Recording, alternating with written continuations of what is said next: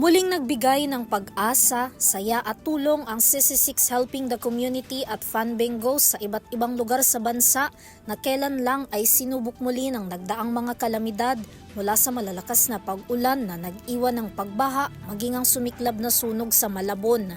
Personal na inihatid ng CC6 at Fun Bingo kasama ang kanilang brand ambassador at Viva artist na si Ren Escanio ang mga grocery at food packs sa mahigit 700 mga residente sa Saplad David, Macabebe, Pampanga na hanggang ngayon ay baha pa rin.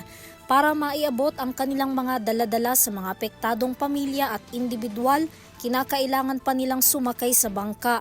Sinuong din ng mga ito ang halos isang taon ng problemang baha ng komunidad na halos pati mga paaralan at kalsada ay lubog na sa tubig, kung saan para sa mga residente doon, normal na para sa mga ito ang paraan ng transportasyon na pagsakay sa mga bangka. Kung makikita nyo, lubog yung kalsada nila for 1 year na sana nagagawa ng paraan, na sana dito na pupunta yung tulong.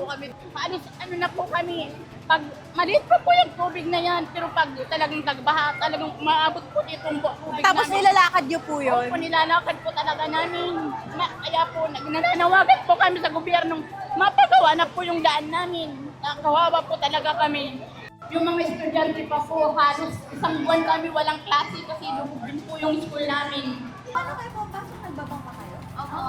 Araw-araw? Sa kabilang banda, hiwalay din na nabigyan ng tulong ang higit sa 2,000 residente sa Barangay Santo Niño at Barangay Santa Cruz, Macabebe, Pampanga pa rin.